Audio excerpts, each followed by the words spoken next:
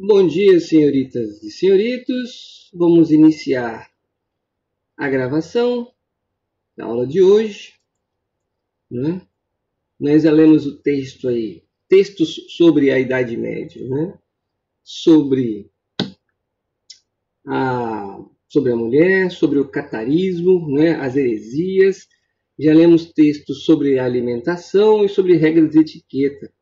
E a loucura, um textozinho simplesinho, rapidinho, sobre a loucura, né? Afinal de contas, a gente não pode imaginar que a loucura, como entendida hoje, era entendida da mesma forma na Idade Média, né?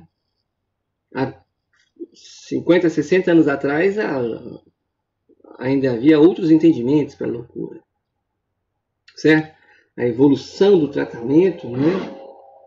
Dos tratamentos vão demonstrando como se tratar, como lidar com essas pessoas que são intituladas de loucas, né? O que é um louco? A gente costuma chamar as pessoas próximas da gente de doido. Você tá doido? Você é louco? Né? Baseado em algum tipo de comportamento que foge o padrão. Não é assim? A gente não faz isso? Quantas vezes a gente é chamado de doido? Né? Você é doido, rapaz. Tem gente que gosta até de ser chamado de doido. Né? Mas vamos ver aí essa representação do texto sobre a loucura na Idade Média. Vamos acompanhar, certo? Vocês, por favor, se manifestem. Lembra? Ontem foi bem animado porque vocês participaram bastante no chat, né? Então vamos tentar manter o padrão. Então, a loucura. Hoje, beleza? Hoje, convivendo com os mais modernos remédios usados no tratamento de doenças mentais, pois assim como as demais partes do corpo humano, a mente também adoece. Não fazemos ideia do sofrimento passado pelas pessoas doentes mentais que viveram na Idade Média. Bom, nós estamos falando de um tempo onde, lembra, a igreja controlava tudo, toda a verdade, e tudo que acontecia, os males que lhe afligiam eram vistos como castigo divino, né? Certo? E eu li uma parte que não estava grifada porque eu estava pensando sobre essa parte, né? Diz assim, a mente também adoece, né? E o fato da mente adoecer não significa dizer que a gente está doido, não é? A gente tem muita gente deprimida nesse momento de pandemia, né? Muita gente, como vocês mesmos colocam, esgotados, cansaço. Isso é um sinal de mente adoecida, não no sentido da loucura, mas da exaustão, né? Do cansaço da rotina, né? Da mesmice, né? Da falta de perspectiva. Isso cansa, isso adoece, né? E uma mente doente é um corpo doente, né? Você mentalmente fragilizado, você abre espaços para outros males, não é? Se você acreditar, por exemplo, que você não consegue alguma coisa, a chance de você não conseguir é muito grande, né? Isso dá para medir um pouco o impacto do pensamento, né, da consciência e do inconsciente na vida da gente, né? Eu não sou psicólogo, nem sou um estudioso da mente, mas eu gosto de observar as coisas. E a gente conversando, às vezes, você já reparou? Às vezes a pessoa está lá vivendo uma vida intensa, saudável, de repente a pessoa recebe uma informação de que tem uma doença, a pessoa é doente. Olha, você está com uma doença grave, um câncer. E como aquela pessoa, de repente, vira a chave, aquela pessoa entra numa regressiva, né? Tal impacto daquela informação, certo? Gera sobre aquela pessoa, né? É importante entender isso, o impacto da mente sobre a gente, né?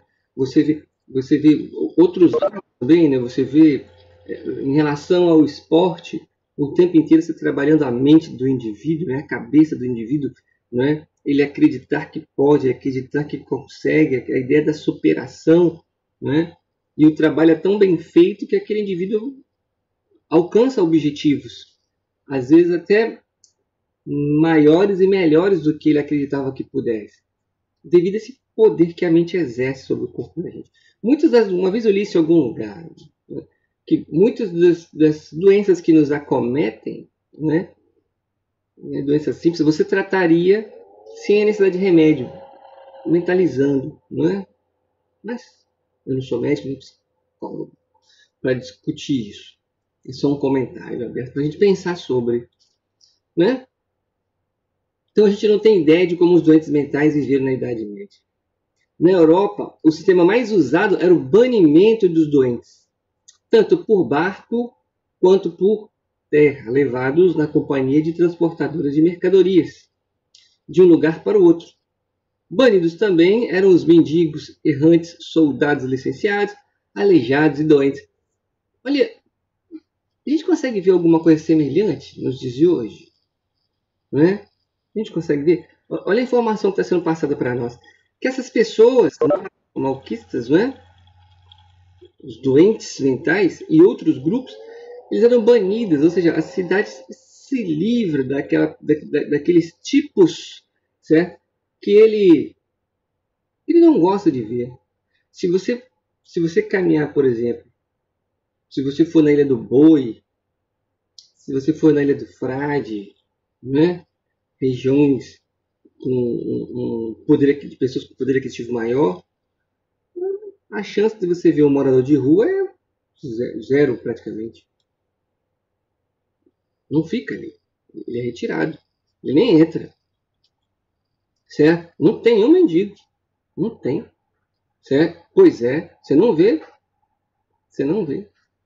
Certo? É excluído. Né? É estranho. É o que a gente chama de higienização. Você retira as pessoas daquele ambiente. As pessoas que moram ali, elas entendem que elas pagam muito imposto, certo? Para ter esse tipo de visão na frente. Essas pessoas, esses errantes, são uma ameaça, né, ao mundo colorido daqueles indivíduos que ali moram, certo?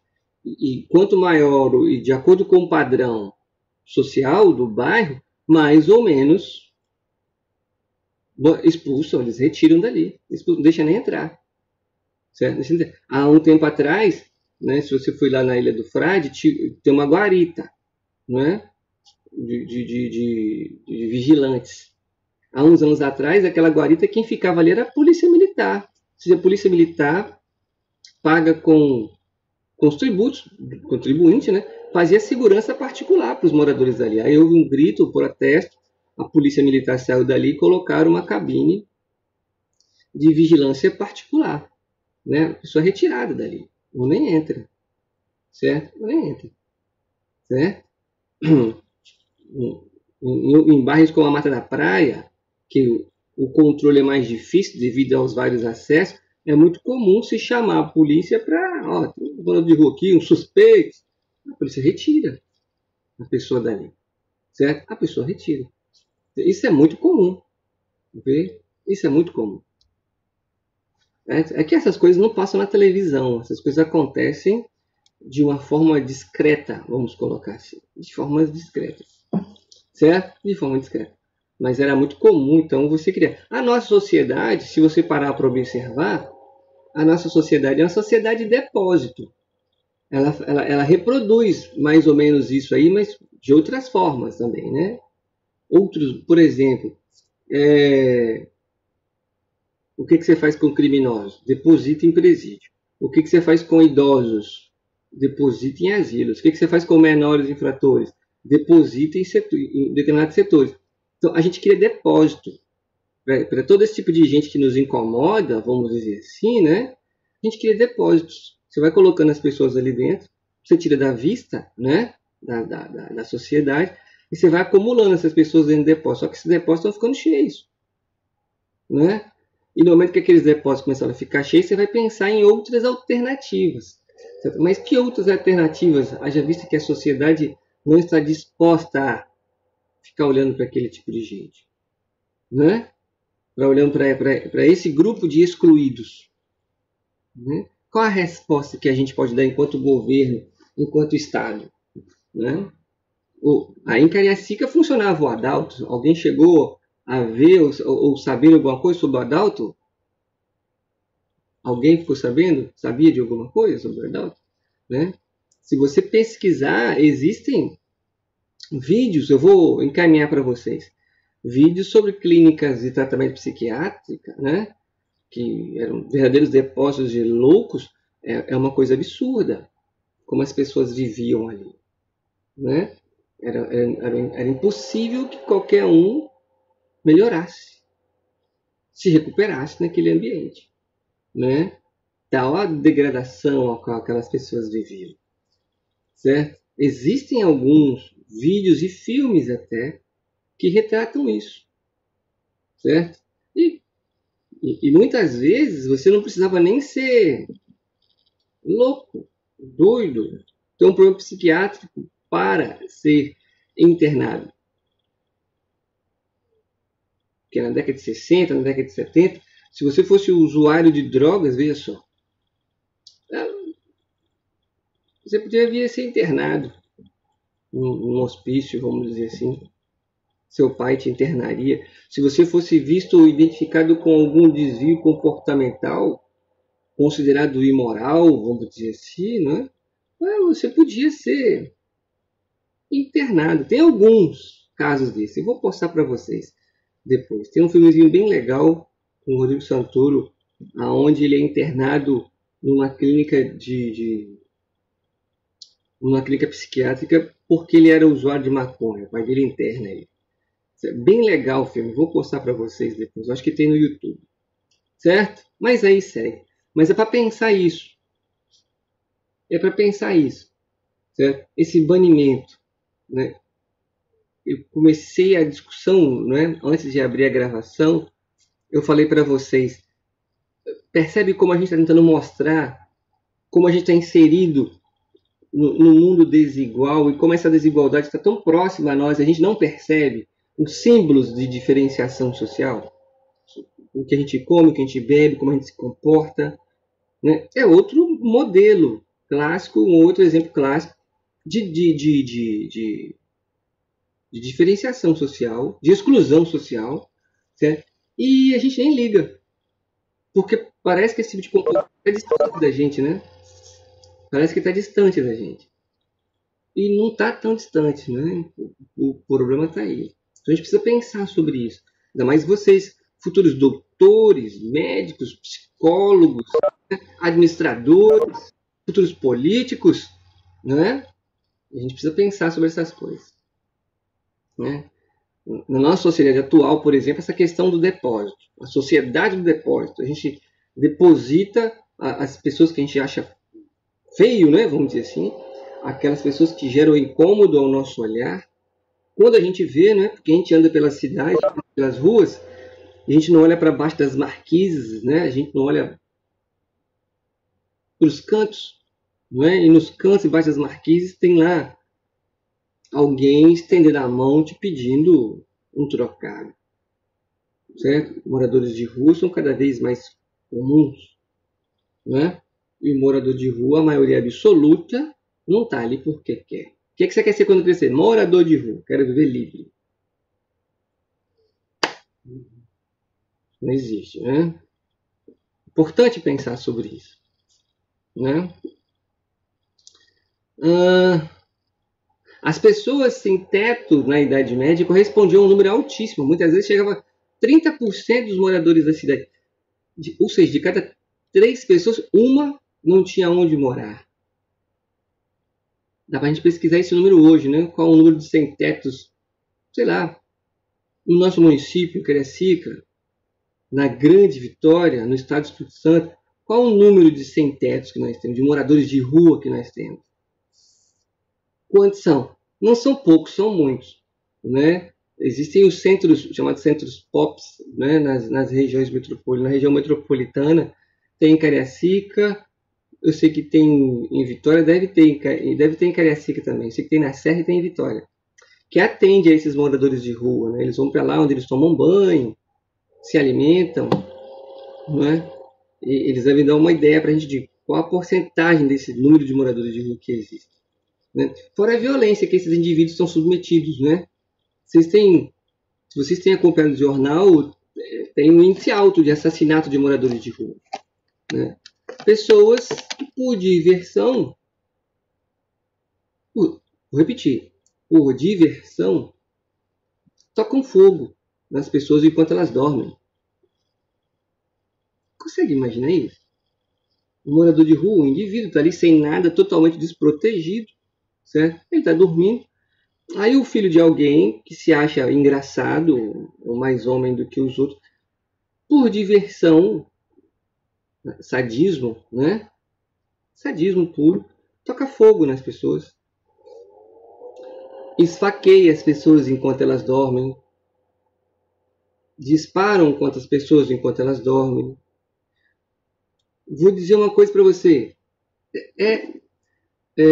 O que muitos deles dizem. Ninguém liga para aquelas pessoas. Então eles acham que podem fazer. Né? Alguns acreditam que estão ajudando a cidade, limpando a cidade. As justificativas para esse tipo de violência são várias. São várias justificativas. Certo? Né? De limpeza, né? Porque ninguém liga. Se a gente for pensar um pouquinho, na realidade a maioria das pessoas não está nem aí.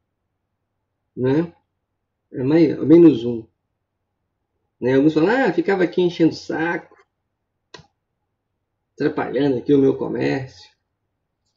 Isso é muito louco. Né? Pessoas sãs legitimando esse tipo de coisa. Né? Importante atentar para isso. Né? O índice de violência em relação a esses moradores de rua. Eles estão expostos a tudo e a todos. Certo? A toda e qualquer forma de violência. Certo? Imagina esse morador de rua indo na delegacia para fazer um BO. Como é que ele vai ser tratado? Imagina esse morador de rua indo procurar ajuda na polícia. Como é que ele vai ser tratado? A chance dele ser destratado é muito grande. Concorda? Concorda? Pensa. Uma vez constatada a insanidade, né? Uma vez constatada a insanidade mental do indivíduo, um barqueiro ou guia recebia o encargo de distanciá-lo da cidade, levar o mais longe possível, né? Quando a ela não pertencesse. Era enviado para seu local de origem, se ele tivesse um local diferente, né? Ou então deixado em qualquer outro lugar. A única preocupação dos citadinos, moradores da cidade, era de que jamais voltassem a aparecer. Certo? Os monastérios, né, tinham um papel importante nesse contexto aí, né? Onde ficavam os monges, né? Eles recebiam e atendiam a toda e qualquer pessoa, independente de quem fosse aquela pessoa. Eles recebiam e abrigavam aqueles indivíduos. Certo? Então muitos eram encaminhados para lá. Aliás, você vai ter várias casas desse tipo. Né? Mais próximo da nossa realidade, nosso tempo, né? Você tinha, por exemplo, ambientes onde se abandonava crianças. Certo? Você tinha aqui, por exemplo, aqui em Vitória, você tinha, salvo engano, era a Santa Casa que tinha a roda. A roda era um equipamento, você tinha um muro, né, ou um grande portão, aí você tinha uma portinha que você girava ela assim, né? Tinha uma bancada, você botava alguma coisa ali e girava, e aquilo que estava fora entrava para dentro da casa, entendeu? Você girava, entrava. Ali você colocava, por exemplo, recém-nascidos, né? Se achava uma criança ou dava à luz a uma criança, não tinha como sustentar aquela criança, ou não queria aquela criança, se levava para onde tinha essa roda, né, essa porta que girava, deixava ali e ia embora. Alguém, geralmente um membro da igreja, né, acolhia aquela criança, né, e a inseria dentro daquele ambiente religioso. Né? Espaços, depósitos para você largar esse tipo de gente, haviam, certo? Haviam. Horrível, sim. O ser humano é capaz de coisas que é inimagináveis, né? A gente não tem ideia do que as pessoas são capazes de fazer. A gente tem, mas imagina. Se você, dependendo da profissão que você escolher, né, a segurança pública, a saúde pública, até mesmo a escola, né? Uma coisa é você dar aula nos grandes centros, outra coisa é você dar aula na periferia. Né? Eu já dei aula em periferias, periferia da periferia mesmo, onde as crianças iam para a escola Marie, por exemplo, para comer. Você vê isso na televisão, pensa que é brincadeira, mas não é brincadeira. As crianças, muitas crianças iam para a escola porque lá tinham acesso à merenda, iam tomar café da manhã e almoçar. Isso é horrível, entendeu? Né? Isso também, né? Sim, são realidades, são coisas que a gente não consegue imaginar porque a gente não passa por essa dificuldade, né? A gente não vive essa necessidade. Mas existem pessoas que, sim, eu conheci uma professora, por exemplo, que ela conheceu a realidade de uma aluna dela, ela foi procurar ver uma criança, ela dava aula para crianças, certo?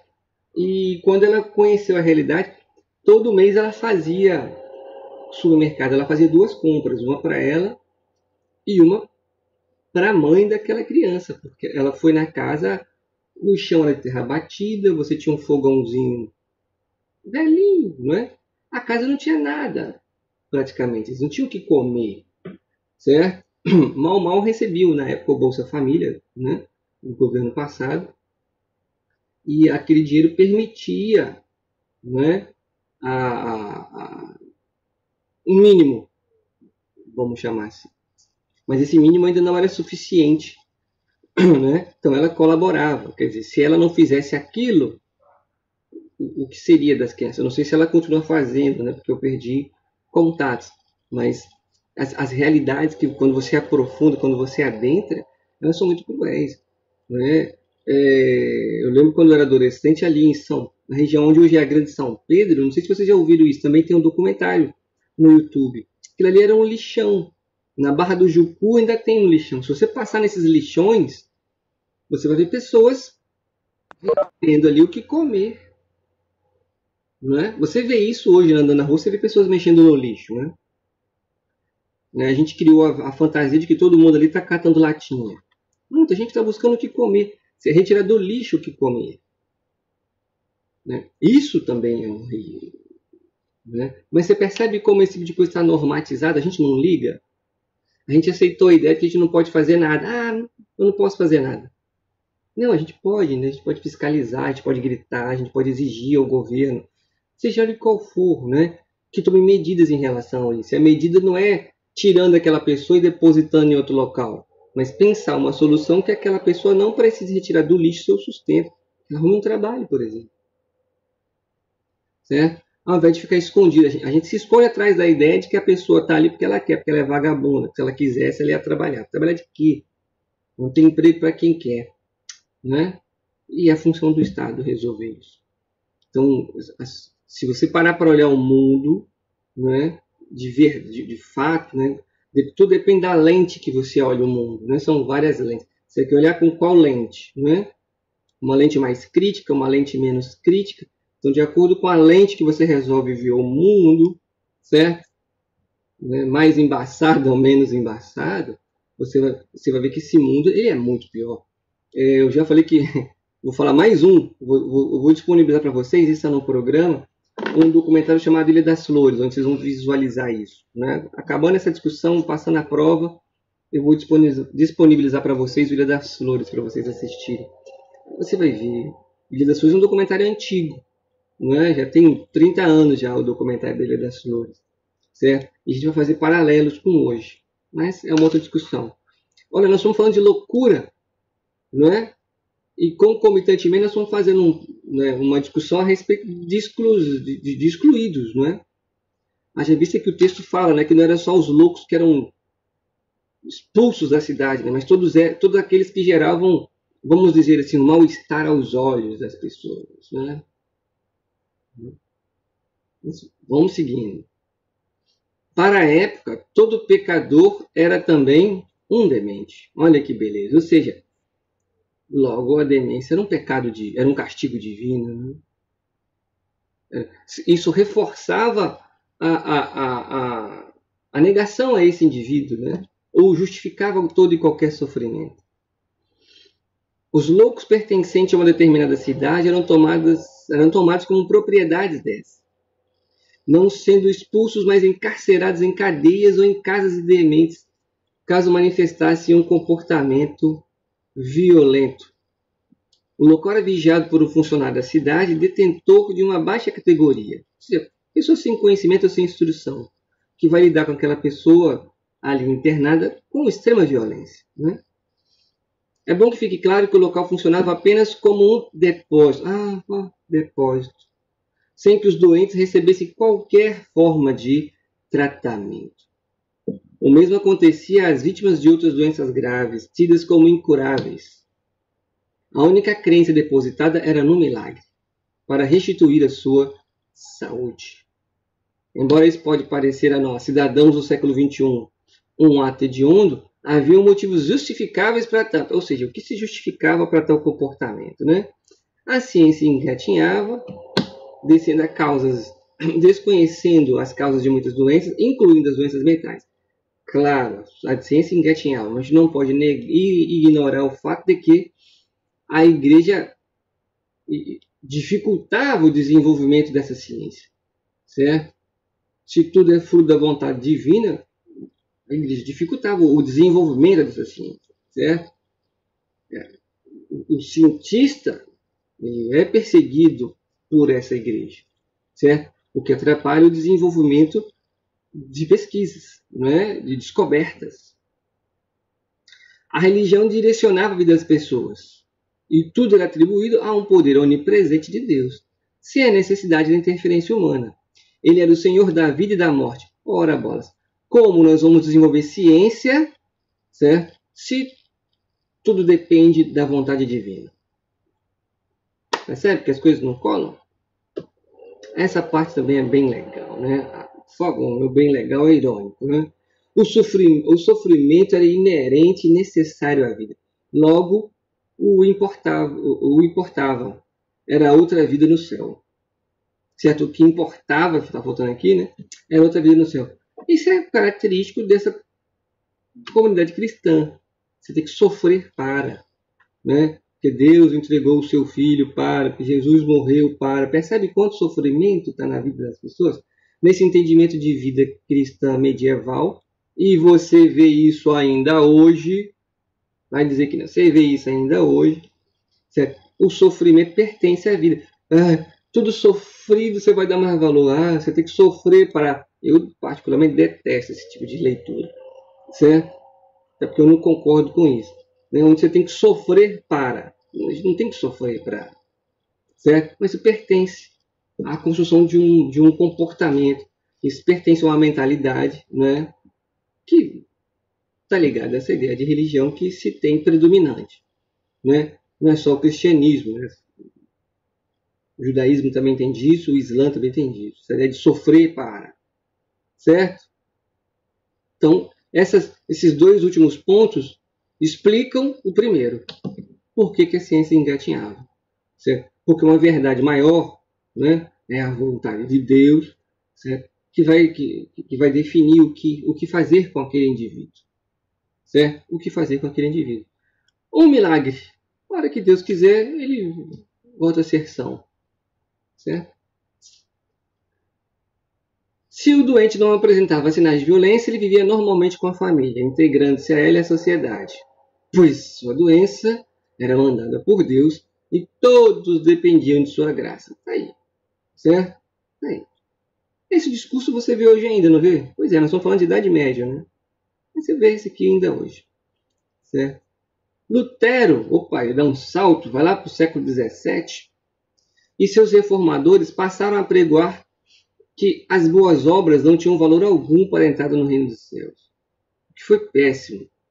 Ajudar os loucos, mendigos e aleijados perdeu o valor religioso de antes, para a infelicidade desses pobres sofredores. Assim, de necessários, eles passaram a ser indesejáveis e segregados. Para retirá-los do seio da sociedade, foram criados inúmeros asilos e prisões, onde se empilhavam doentes, psíquicos, ladrões, mendigos e errantes. A reforma religiosa, portanto, em nada contribuiu para minorar o sofrimento dos necessitados. Ao contrário, aumentou. Bom, para a gente não parecer mal com o Lutero aqui, qual a discussão presente? Né? Você vai ter, durante a Reforma Protestante, duas vertentes religiosas ligadas ao cristianismo. A ideia de que a salvação depende exclusivamente da fé, essa vai ser uma leitura luterana, certo? E uma outra visão que vai ser defendida pela Igreja Católica nesse contexto, que a salvação depende da fé e obras. Então não basta ter fé. O que você faz pelo outro também conta na hora dessa salvação. Certo? Aqueles que seguiram Lutero, né, que vão se apropriar dessa ideia de que o que interessa exclusivamente para a sua salvação é a fé, a obra fica relegada a um segundo plano, logo você negligencia aquele indivíduo que necessita de ajuda. Isso ficou claro para entender esse contexto que a gente leu aqui agora? Por favor, ficou claro isso? Né? De que forma aqui a proposta de Lutero, né, a nova leitura do Lutero, naquele momento, vai prejudicar essas pessoas que necessitam de apoio? Né? Ele vai partir do princípio, né? Ele vai partir do princípio que a salvação se dá exclusivamente pela fé. É uma leitura mais individualista do comportamento humano, certo? É um comportamento individualista. O Lutero reforça o individualismo. Depende de você, certo? Nós vamos discutir a reforma protestante mais à frente, mas a ideia é, na Idade Média, como é que você... Existe Deus e existe o homem. Como é que você chega a Deus? Pensamento medieval. Como é que você chega a Deus? Existe o intermediário. Você só chega a Deus pela igreja. Certo? Existe o intermediário. Pois é. Lutero vai dizer que não. Né? A sua relação com Deus ela é individual. Você chega a Deus de que forma? Você ajoelha e ora. Se humilha a Deus. Certo? Se ajoelha e ora. Essa é uma relação individual. Nega a interferência de qualquer outra instituição. Então, Lutero vai dar um caráter mais individualista a essa vida religiosa, que vai ser apropriada pelo interesse econômico. Nós vamos ver isso em outro momento. Certo? Beleza? Aí, senhoritos e senhoritos. Aí, o uniforme do louco era muito conhecido, sendo usado pelo bobo da corte. Olha só! E em festas de carnaval. Dele fazia parte sinos que deveriam tocar sempre que o demente movia-se. Eram representados com um espelho na mão ou com um cetro ou bengala. Muitas vezes, o louco carregava uma crista de galo entre o gorro. Se você assistir filme medieval, até que fazem referência ao bobo da corte, você vai ver essas simbologias. A crista do galo, o espelho ou uma bengala. Você vai ver esses itens. O bobo da corte vai ser identificado como um demente, né? Ou orelhas de burro. O alocado simbolizava a condição humana, fazendo parte do reino dos instintos e também do reino do espírito, pois todo indivíduo era, por natureza, um louco. Certo? Hoje é uma nova visão em relação ao louco, não sendo mais visto como um pecador, incapaz de encontrar o caminho do céu, mas de alguém com um modo de ser diferente dos demais. Certo? Aqui está a página de retirar do texto. Certo? A gente encerra então a discussão de textos sobre a Idade Média. Beleza? Os textos estão por exemplo nos slides, que vocês já têm acesso aos slides. Tinha lá um prazo para vocês encaminharem os resumos e as leituras dos textos, da qual a gente vai avaliar, e cobrando a prova. Beleza? Certo? Senhoritas e senhoritos. Algum comentário, por favor? Não vai dar tempo a gente corrigir os exercícios, né? Faltam 7 minutos. Algum comentário, por favor? Deixa eu encerrar aqui, então. Só um minuto.